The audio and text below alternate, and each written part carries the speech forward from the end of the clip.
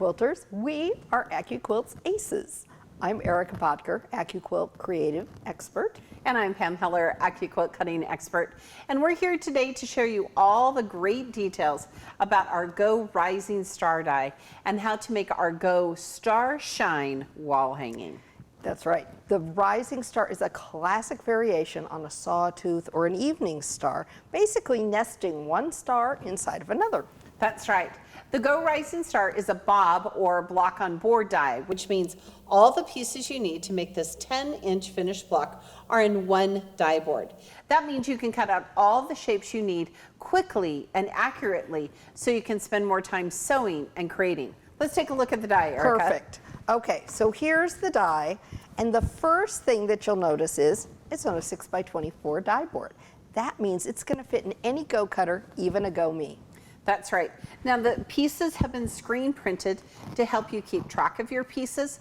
Plus, look at this, they all have specialized dog ears. So when they put together, here's that perfect 1/4 inch seam. Now this block finishes at 10 inches, so it works perfectly alongside the 10-inch cube, companions, and other 10-inch finished bob dies. Pam, let's get started. You bet.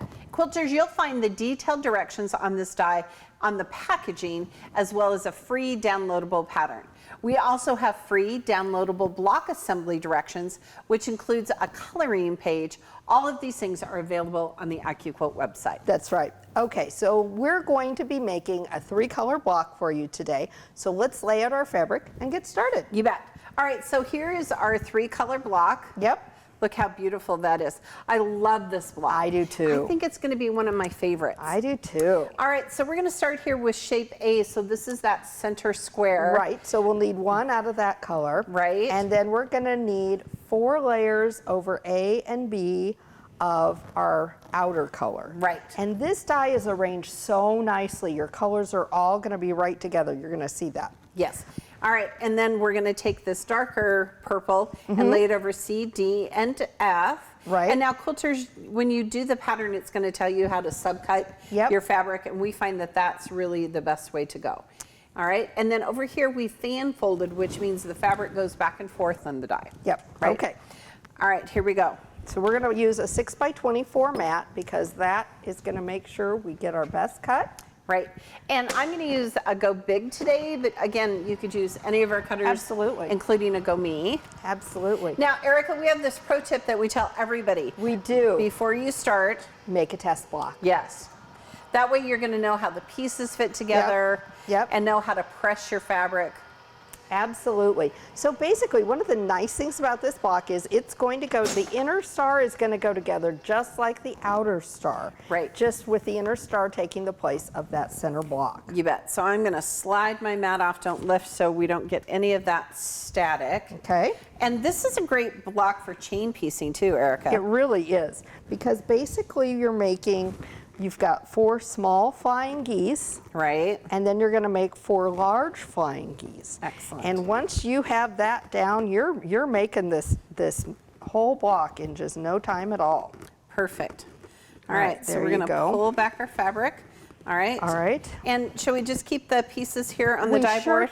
We sure can. So I want to show you how to make both of those flying geese, the small one and the large one. Perfect. So for this large one, we're going to be using this 1/4 square triangle, and then we're going to have the 1/2 square triangles on either side. Now, some of you might think, oh, wait a minute, this doesn't fit together. But look, we've cut off those dog ears. So once you've sewn this together, look how perfect that lines up together. So when you sew it, those sides are going to come together perfectly. And typically, flying geese are twice as long as they are high, all right? That's right. So that 1/4 square, we call that the body. The outer 1/2 square triangles are the wings. So I'm going to go ahead and sew together one of each for you so you can see how those go together, and then we'll talk about putting our block together. Perfect. All right, and again, a great block to chain piece. And we've got those dog ears lined up perfectly.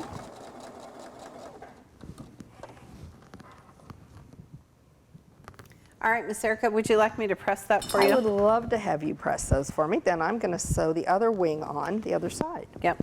So we're going to press towards that outer wing. There you go.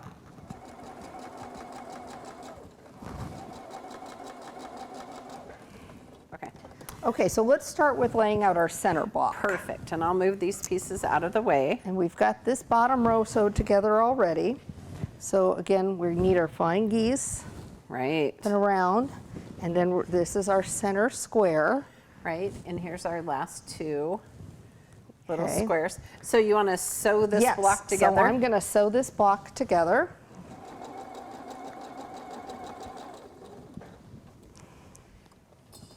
Okay, so here is our center square. Perfect. I'm gonna go ahead and sew these 3 rows together. Perfect. While I do that, you can lay out the rest.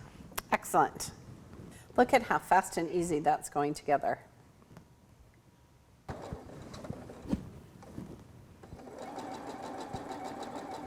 Okay, so here's our center star. Look at how Now, fun this is. This next, the rest of it's gonna go together just like the other did.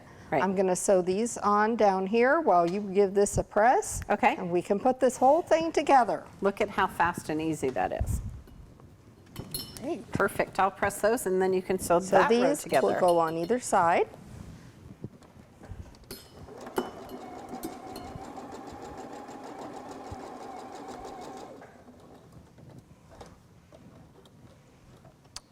Now here's a little pro tip for you.